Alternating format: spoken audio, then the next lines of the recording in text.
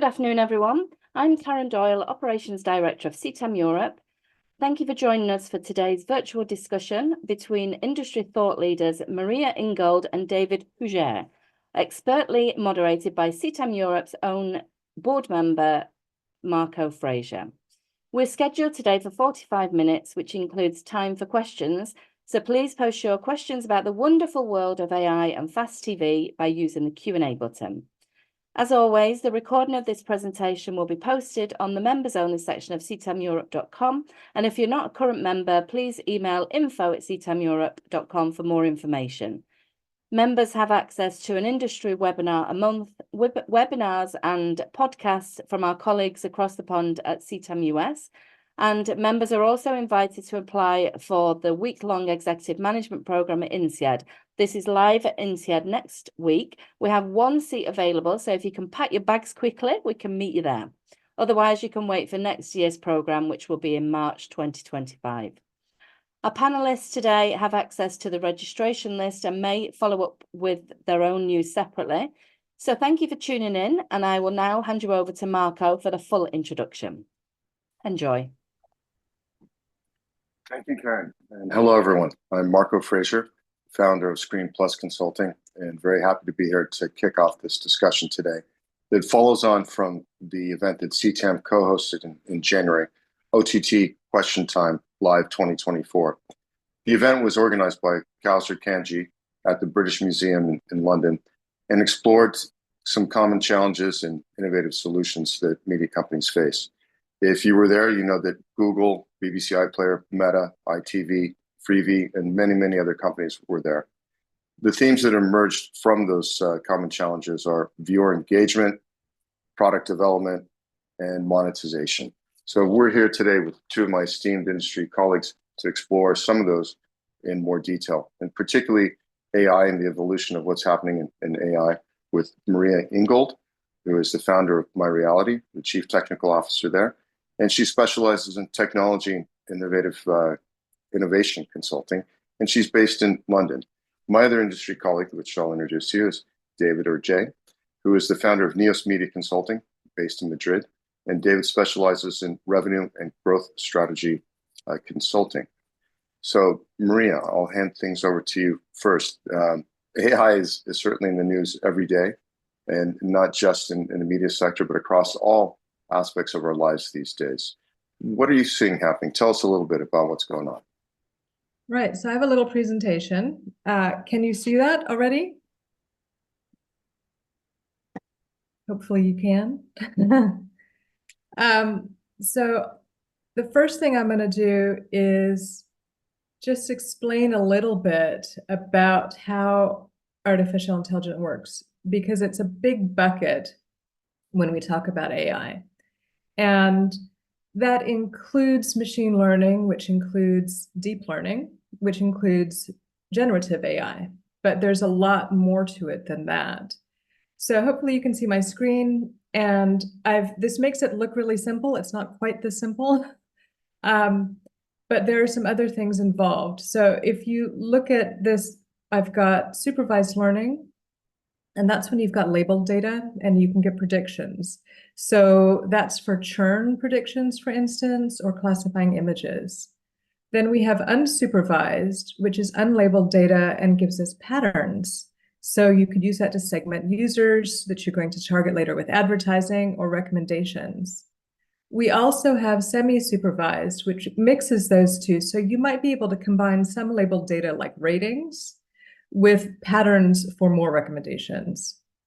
Self-supervised gives us things like predictive text, and then we have reinforcement. So you might have an agent checking for ad interaction and getting a positive response if people interact.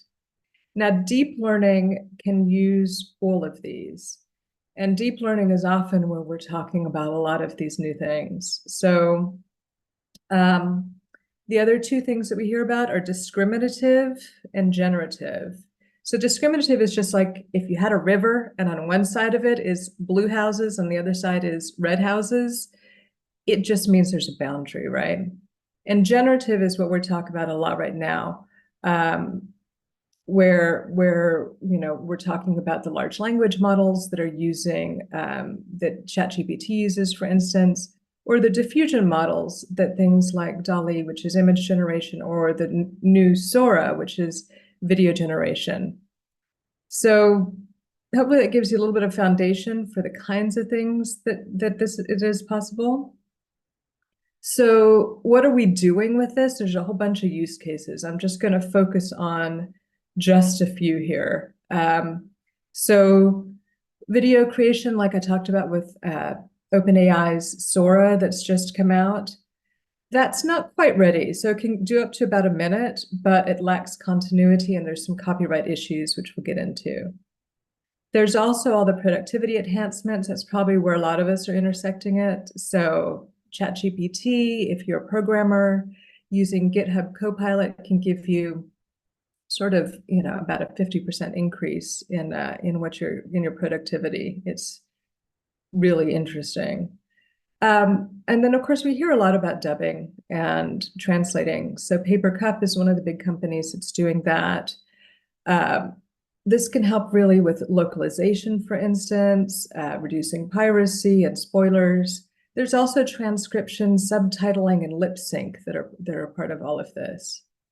Upscaling is another big piece that you start seeing, and it's really useful for things like fast channels, because if you have a bunch of SD content and you wanted to upscale that to HD or HD to 4K or something like that, that might give you a better opportunity to expose some of that content using fast. Tagging is another thing we're doing a lot of. Intiv talked at IBC about doing some of this, so automated tagging. And you could use predictive tagging for removing scenes where you don't have rights in the future, or for family-friendly viewing, for instance. On the delivery side, there's a lot of stuff related to advertising, audience segmentation, the targeting. There's hyper-personalization. So GAN AI, you can record something once and then personalize videos at scale with lip sync to just say your name. So, hi, Marco, and hi, David. And it's the same content. It's just as hyper-personalized to you, for instance. 11 Labs does AI dubbing and lip sync, and it just launched with Pika, which means you can generate videos and add localized audio and lip sync. So, and I'm just going to mention one more thing here in chatbots, because Klarna's chatbot is doing the equivalent of 700 full-time agents and is on track to deliver 40 million in profit improvement in 2024. So it's available 24/7, 23 markets, 35 languages. It's on power for customer satisfaction, and it's apparently faster, more accurate too. So there's a lot you can do here. So if you haven't seen it, check out OpenAI's Sora and then 11 Labs addition of the audio to it. So this is a screenshot of a video that's completely AI generated. The audio track that goes alongside it, which is all of those sounds, walking, of street noise, all of that. That's all AI generated. In fact, when Tyler Perry Studios saw this, which is where The Walking Dead and Black Panther were filmed, they halted an 800 million studio expansion as a result. So there are some limitations. It's only 60 seconds. It lacks continuity, and it's not out yet because it's undergoing safety and usability testing. But there's also copyright law to consider. Last year, the US ruled that AI-generated art cannot receive copyright, and OpenAI and Microsoft are being sued by 3 more news publishers, and China just issued its first legally binding copyright infringement of AI on Ultraman intellectual property. And the 11 Labs text to sound isn't out yet, but it's definitely going to impact Foley artists, and it's going to have a big impact on Hollywood. And if you've not seen this, Deep Tom Cruise is delightful, right? That set went on to form Metaphysic AI. And deep fakes, we're seeing a lot of that. Synesthesia, you can use an AI virtual avatar with voiceovers in 130 languages. But the downside of this is that politicians are being targeted. And the deepfake pornography of Taylor Swift was viewed 47 million times over 17 hours before X banned a search on her name and then eventually restored search. Now, from what I hear, X had gotten rid of Twitter's AI ethics team, and so they were unprepared. But this is what showcases why ethics isn't nice to have, right? So 99% of pornographic deepfakes are targeted against women. The number increased 550% since 2019. So just under 100,000 deepfake videos were made in 2023. So even if the ethics conflicts with your return on investment in the short term, mistakes mean long-term loss of revenue. So ensure that responsible AI is part of your plan. So one of those key things is having AI authenticity and provenance. So the Coalition for Content Provenance and Authenticity unifies the CAI and Project Origin. So it's pulling all that together. And it's essentially creating a CR provenance icon. If you click on it, it gives you the metadata about that authenticity and provenance. Now, Meta is going to be using it. DALL-E 3 will now include it, but it can be removed. So you can either explicitly remove it by malice or even just by taking a screenshot. So it's a step, but it's not the full solution. And then the other thing to consider is regulation. So we don't yet have a global standard. The closest we have is at the Bletchley Declaration at the AI Safety Summit. That's human-centric safety, which essentially says, let's, look at frontier AI and not let AI kill us. No terminators, please. So the things that we do have, for instance, the EU is very much people-focused, UK is very much innovation-focused, the US is very much self-regulating safety, very much innovation as well, as is India, and China, of course, is very state-focused. If we look at what's just come out of the US, so we have the NIST AI Risk Management Framework, the AI RMF, which is related to the Biden-Harris AI Executive Order. Now, this isn't reactive, it's been going since 2021, but its goal is a risk-aware culture. So there are no checklists. It's looking at governing, map, measure, manage. And there's a crosswalk that maps it to the EU AI Act and other things. But crucially, it's voluntary. By contrast, the EU AI Act is mandatory. So there's a timeline. Just recently, it was agreed into draft law. It's going to be adopted in Parliament in the next few months. In 20 days after that, it'll enter into force. 6 months after that, any banned applications. 1 year after that, any implications for the foundational models. And then 2 years, the rest of the AI rules apply. So I know this might sound like a bit of a pain, but the consensus is that regulating AI is positive, necessary, and people seem to want it. Thank you. I'll stop sharing now. Okay, thank you, Maria. Yeah, it seems like the pace at which that is evolving and changing, impacting things is just continuing to go on.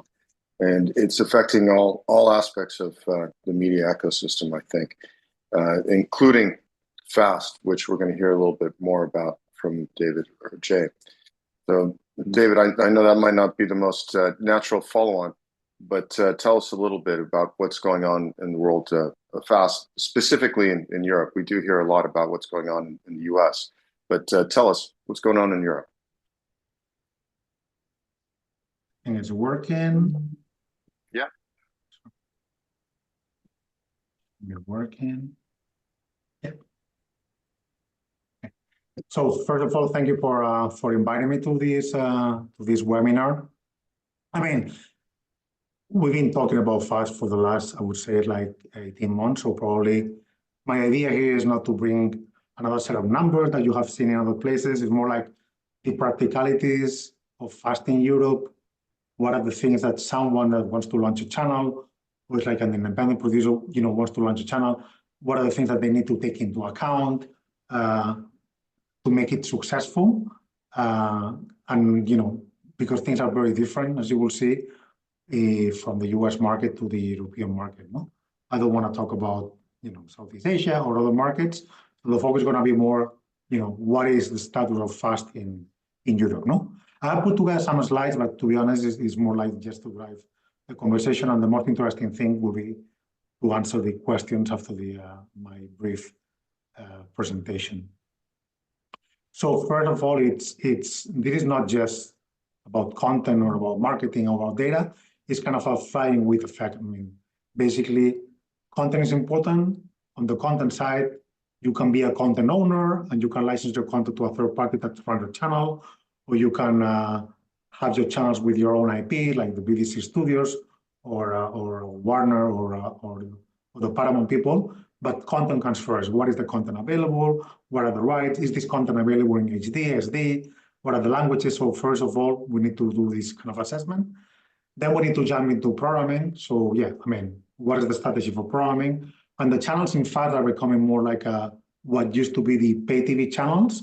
So I think I talk to people, I mean, this kind of FAST thing is more an internal definition that the people working in this industry have come to. But for a consumer, to be honest, this is like a channel. I mean, people don't really care about is a free-to-air channel, a pay TV channel, a FAST channel. It's a channel that that has advertising. And they're very used to this channel with advertising in Europe. So programming is becoming more like critical. You have to have a good programming strategy, be clever, be able to adjust, include like special, events like Valentine's or the Earth Day, depending on the thematic of the channel. Then distribution. I have a slide at the end. It used to be when I was at Paramount, one of the mantras from the founder of the company was like, content is king and distribution is King Kong. So I think it's, again, content is king, distribution is King Kong, and I will add, and data is the blood that runs our system. So, all this together, it what makes you to have like a good strategy. So distribution is key, and we will see later, my recommendation in terms of if you want to launch a channel and be successful, you have to focus on these markets, and you have to focus on this platform, no? Marketing, you need to have like a unique selling point of the channel. And the marketing, you have to work it because the budgets are not great in FAST. You have to work really close with the distribution platforms and making as much follow-up with them, with marketing stands, give them content for free, give some promotion for free. So you're always on the discussion, so your channel is as more prominent as possible.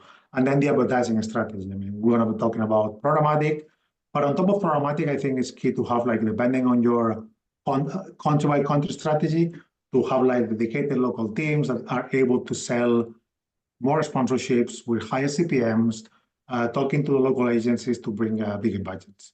And then at the center is all about data, no? And this is depending on your distribution deals, you have to be getting as much data as possible from the platforms. But as you have heard recently, there is not a lot of homogeneous data because there are many different platforms, there are many tech providers. So I think there's a lot of things to be worked on data, and probably artificial intelligence is going to help in this to make it more homogeneous and homogenize the kind of the data front. Moving forward, I was talking before about distribution. It's really getting crowded, and you can see at the right-hand side there are more channels launching, and we are not as crowded as in the US. And I don't think we're going to be as crowded as in the US because I think there's a trend as well to have less but better channels, but it's becoming crowded. So it's the time to market. It's shorter. I think there's a small window to be successful to be able to launch. If I had to focus, and I work with some small fast channel providers like Lot TV channels, focus on EU5, and EU5 is Spain, Italy, France, Germany, UK, and I will add Nordics because of a specific case in the Nordics with Via Free becoming Pluto, and then the US, Canada, Brazil, Mexico, and Australia. This is where the money or substantial money will come from. Don't forget about the rest. but this is where the money is. And then in terms of platforms, I mean, this is very kind of much country dependent, but I mean, I'm not making here any secrets like Samsung, LG, Pluto, Rakuten, and Roku. They should be on your priority list. If you are in the US, but I'm talking here more about Europe. In the US, there are other players, but I mean, in Europe, these are the ones that you should focus to have a successful launch at the beginning. You can add on top the Vida guys, the Philips people. I mean, there are many others, but if you want to be successful, start with this one. And then, as I said before, I mean, prominence is key. So make sure that you are talking to the Samsung people, to the Pluto people, to the LG people, Rakuten on a weekly basis, to have your channel, be a pain in the ass, I mean, to have your channel in the feature channels, to have a special Earth Day campaign and having this influential campaign. So they need to have something now, new and fresh. So the one that is every day knocking at the door is sometimes they get the spot. It's not just about investment. So this will be my recommendations in terms of distribution. In terms of money and CPMs, you have an idea here about the kind of mix of blended CPMs. These are not the ones in the US. They are growing, but are still far away.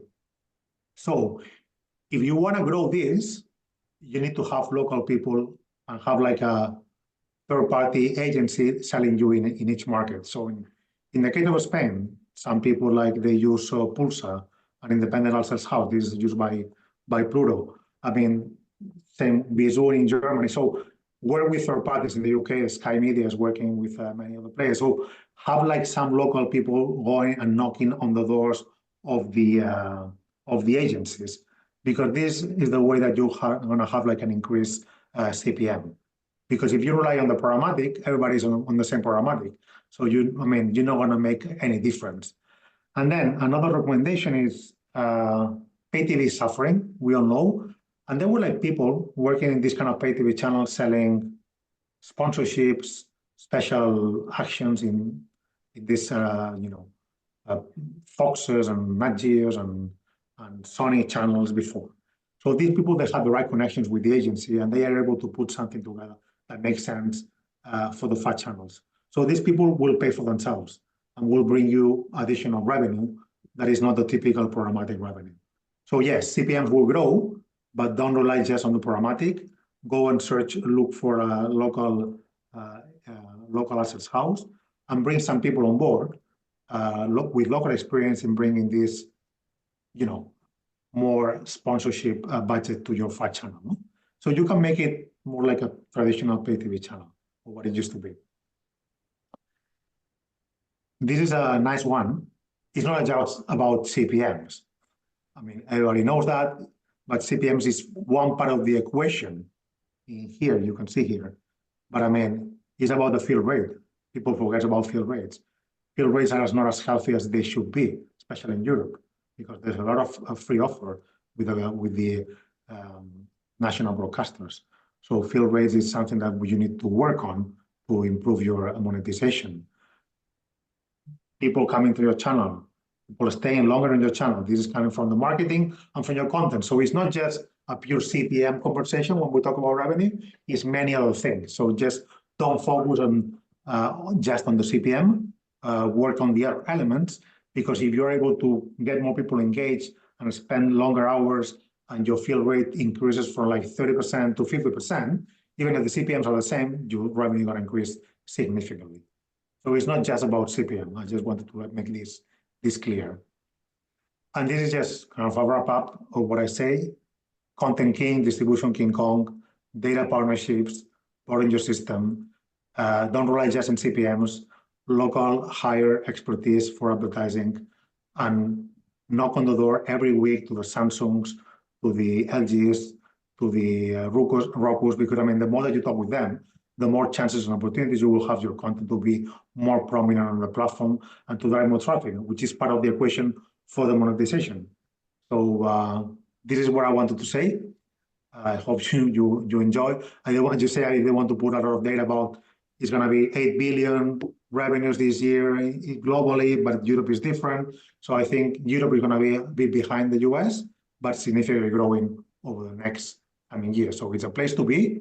but it's getting narrow, the window of opportunity. And I will hand it over to Marco. Thank you, David. And thank you, Maria. I think they're both topics that are on everybody's mind. And Maria, I wanted to compliment you squeezing your presentation into a few minutes. I think the topic of AI is a pretty vast one, and you could go on and talk about it for a very long time. So I have a couple of questions for you. Advertising is obviously the oil that keeps our media industry going. What I think you might have touched on it a little bit, but can you tell us a little bit more about how AI seems to be impacting the advertising?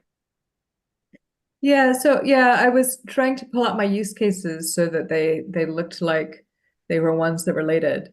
So the ones, that I keep hearing about are, going through your archive to see what's available and how do you monetize archive. And things where that's helpful for that is being able to do automated tagging of your metadata of your archive to sort of be able to pull things out, especially if you're doing theme-based fast channels, and then being able to upscale that content. So those are two really key ones that I'm seeing people use or people talk about more. In specifically applying AI to fast channels. I mean, there's more in advertising, but those are the ones that I'm seeing. David, what are you seeing? Yeah, I mean, I think we are in terms of the AI and advertising, I haven't seen much things moving on apart from the programmatic. I think it's going to get more and more sophisticated. But I think there's always going to be this kind of personal human connection on the advertising, the guy that talks to the agency guy, knows the budgets that are managed. So, yeah.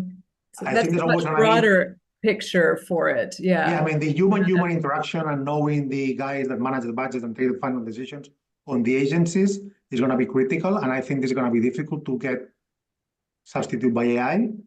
But I mean, the programmatic tools are going to get more and more sophisticated. But this is going to be available for the vast majority of everybody. So I think in order to make a difference, you have to have this kind of, specific kind of human-to-human connection, which I think is going to be not just in this industry of advertising or fast. It's going to be more related about like this commercial human-to-human relationship in all aspects of our life is going to become more critical.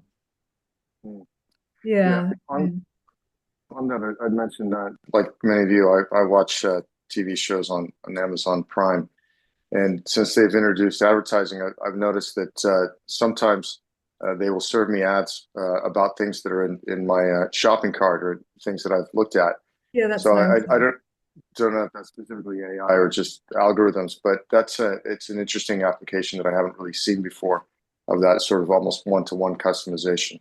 Yeah, but you're looking at context aware. That's where you're doing things around. I mean, that's saying what's in your shopping cart. But if you're doing something that's context aware, so you're doing object segmentation in what you're seeing, and then having context aware advertising, that's another piece. That's where you're definitely using something like AI. Yeah.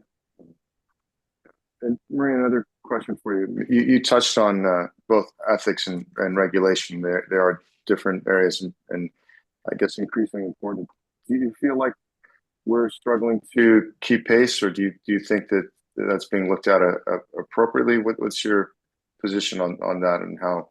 And is Europe handling it different than the US? I mean, you did mention some of that. Yeah, I mean, so are we struggling to keep pace with ethics? I think so, right? I mean, the advancements of the technology is always going to go faster than sort of all of the thinking around it. Now, some of the regulation is trying to be put into place earlier, to start to think through it, but things are going to change so quickly with AI. So, I mean, there's things like, this is definitely going to impact our industry. In Hollywood, for instance, I was talking about the implications of Sora and, Tyler Perry Studios. Well, they had a survey in January of 300 leaders across Hollywood, and the majority support AI tools, but they're estimating that over 200,000 jobs are going to be affected, and that's predominantly sound engineers, voice actors, concept artists with visual effects and post-production also going to be impacted. And it won't stop there. There's going to be impacts to this. So how do we deal with that? Right. So the ethics isn't just around, say, deep fakes. It's also around the jobs. And with the deep fakes, there is some regulation coming into place. But again, it's too late for Taylor Swift, right? It might be too late for the elections. So in the UK, you can't share. It's illegal to share deepfake pornography because of the Online Safety Act from 2023, but that's only from 2023. And in the US, there are nearly 407 AI-related bills across 40 states, and about half of those bills are addressing deepfakes. But there's some states like Wyoming and Alabama that have no bills, right? There's nothing. So it's kind of not quite the Wild West, but we'll see what's happening around that. And then is the difference between countries? Well, like I said, Europe is mandatory. So the EU is mandatory regulation, and the US is optional, right? It's self-regulation. So we'll see how this affects everyone moving forwards. But it's like GDPR in that way, right? So it's very similar. Yeah, that's a lot of jobs that sound like they're going to be impacted. And Sora is a product of OpenAI, right? So we should all go check it out and play with it. Yeah, it's not released yet, but the videos are amazing. But definitely find the videos where 11 Labs has added the audio on top, and it's text to video and text to audio, right? Mm-hmm. And it's just generated all that, and you can see exactly why Tyler Perry is like, okay, all right, right. We'll see where we are in 1 year. It's going to be interesting. Absolutely, especially with the presidential election in the U.S. here too. I'm sure there'll be some AI impacts on that. Yeah, there's going to be a lot, I'm sure. But David, sticking with the advertising question, you talked about programmatic, but also direct agency sales. In the U.S., fast channels rely almost exclusively on programmatic, and that doesn't really seem to be the case in Europe. Is it going to stay that way? And if so, why? Well, I think in the US, it's a bigger market. But still places like Pluto, they combine sales of the linear networks and Pluto channels and Paramount Plus all together from the kind of own Paramount team. So it's a bit of a programmatic and their own sales teams. So I think it will see like a mix. And depending on your channel strategy and your setup in every single country, you will have a mix of opportunity of models. And I think what is going to look like in the mid-term, a little bit of what used to be the pay TV industry, you will have, channels managed by like a third-party agency with some local in-house teams.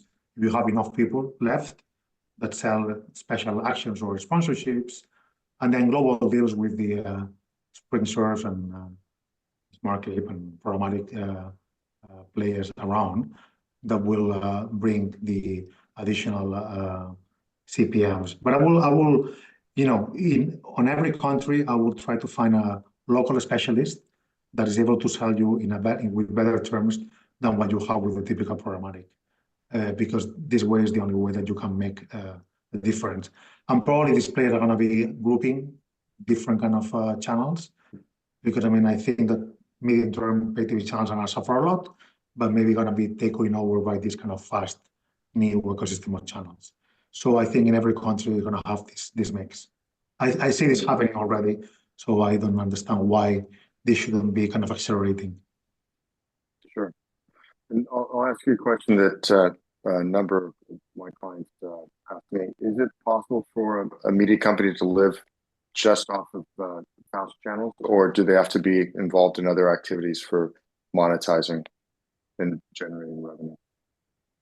So it's an interesting question. I mean, depending on you, if you own the content or if you don't own the content. I think the FAT channel right now in Europe, in markets like UK, Germany, which is the biggest one, is becoming an interesting source of revenue. It's big enough to compensate what you were losing from other businesses, probably not yet. So we still need like a couple of 2-3 years to become like significant. But you have to start investing now. If you own the content and your alternative, what is your alternative? To sell it, to license to somebody, depending on your IPs, and if it's a single channel IP, you should be going full blast into fast. But I mean, make the economics first, because I mean, it's not just gold where everything you see. There are many kind of cuts in the way. So you need to take into account technical costs, cost of delivering. You have the Amagis, the Alteras, the channel stores, people that are getting a share of the revenues, the agencies. So from $100 revenue to what it comes to your bank account, there's a lot of cost. So, I mean, the better you negotiate this, you're going to be in a better position. But obviously, you have to be in this space. Yes or yes. And depending if you own the content or you have to license the content, the numbers of the equation is going to be a bit different. Thanks for clarifying that. We've got a question from audience from Angie Me. Hello, Angie. Angie's asking, I think, an excellent question. Is for both of you, maybe Maria first. She's asking, well, as AI becomes more and more prominent in our media industry, where will the new jobs come from? Is it all doom and gloom, or are there some bright spots in there for us?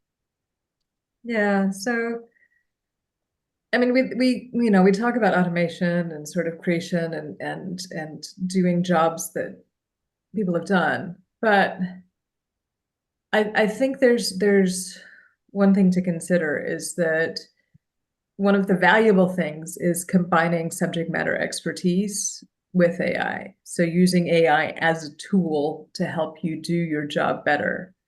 Now, and that's especially true for things like, high quality dubbing and translation and things like that. But it is changing things. So people are using it to do a bulk of the work and then polishing. Now, what visual effects artists are not appreciating is somebody who's come up with something using AI and they have to clean it up, right? That's not a great use of talent. But I think that's that combination of subject matter expertise. And I think we'll see people start using or utilizing it as a new set of tools, right? So if you're using generative AI for programming, it means the programmer is still responsible for creating something. It just means that you don't have to remember all the syntax, or if you're doing something in a new language, then you don't have to be completely fluent in that, but you have to understand the logic, right? So it's not replacing good programming, and being able to do that, but it's augmenting it and it's making it a lot faster. If you don't know how to use something immediately, it can get you started. But, like that 80-20 rule, it may get you a fair chunk of the way there, but you still have to know what you're doing to do it well, securely, and make sure that it's well put together. But can help you think through all of that. So there's still going to be opportunities if we think of this, if we remember this as a tool, but it's going to change things. And I think it's very important that we consider this as part of the ethical discussion. So it's not just about deepfakes. It's about ethically, what is the impact to the creative industry? Because I'm already seeing stuff out there, as I do research and I'm looking for information on something and I'm like, this looks like it was written by an AI regurgitating something else, right? And so I'm already seeing that in research and where I want the pure research, not sort of that type of stuff. And I think that that's going to get worse. So I think it's, like with most things, we're going to have a pendulum swing here. David, what about you? What's your view? I 100% agree with Maria. We are early stage. More than a threat, I think it's more like there are going to be jobs about how you utilize better all these kind of AI tools and how this improves kind of productivity and how to make things faster and cheaper and more efficient. But yes, I mean, probably going to be with less people. But then there are a set of jobs which are more like human-human interaction things that are going to be more difficult to be replaced by machines. And this is about, I mean, this is like very kind of obvious, like getting to have breakfast with the head of the agency that books you the advertising campaign for, I don't know.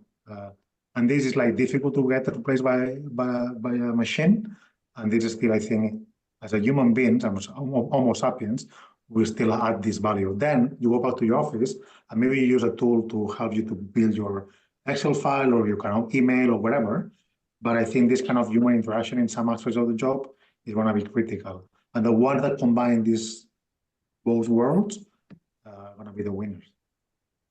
So not to be afraid, but to embrace this kind of change because it's here to stay as soon as possible.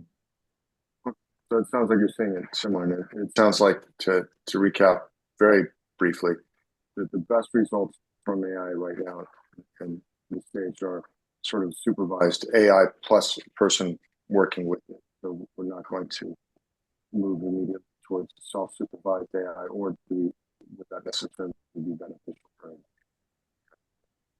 Yeah. Yeah, it's right now it's still a tool to help us, right? And I think it's going to stay that way for a little while, right? But I also see, if you're, we have sort of a digital first generation, and we're going to have another generation that grows up with AI, right? And so the way that we use things is going to be different going forwards. And by the way, I mean, in the age of a baby, we are like a toddler in AI. This is 18 months, 2 years. So things are going to get more and more sophisticated. Well, I mean, it's been going around AI has been around since 1965, right? And, Transformers came out in 2017. But, it's accelerating like this, and it's come into the human consciousness much more in the past couple of years. So but yeah, I mean, a year ago, 2 years ago, we didn't have a text to AI, a text to text or a text to image industry, right? And now it's an industry, right? And shortly we're going to have a text to video generative industry, so and then we'll reach something where something else happens. Maybe we'll plateau at something, and then something else will happen, and we'll build off of that too. I've seen that there's a film festival that's dedicated entirely to AI generated video. So yeah, interesting. We've had one other question come in, and it's about the lawsuit that Elon Musk has brought against OpenAI, and how that relates to ethics and regulation, whether that's a good sign or a bad sign that Elon Musk is suing. Well, it's interesting because one thing that I and a lot of other people seem to notice is that it coincided with Figure. So Figure is the robotics side of creating humanoid robot that will then be powered by AI. So, the last time the time I went to SpaceX and introduced my dad to Elon, it was the meeting of rocket scientists, right? You walk in, and on one side there's a Terminator, and then the other side there was Skynet. So I keep wondering if that's going through his mind. But there's sort of a lot of breakdown on what's going into that, and whether or not they're remaining committed to delivering the open source sides of things. So I think there's a lot of debate to be considered around here. But whether Elon is sort of looking at it from his grok perspective, versus a good for humanity perspective, I think remains to be seen a little bit. But it is interesting of the date that it coincided with, right? And even that he posted about that. He said he was talking about Figure and OpenAI at the same time. So it'll be very interesting to see where this heads. Absolutely. I think we're all going to be watching it. Yeah. I think we are at about time now. And wanted to thank you both for participating today. I'm sure we could go on and talk about these subjects for a lot longer.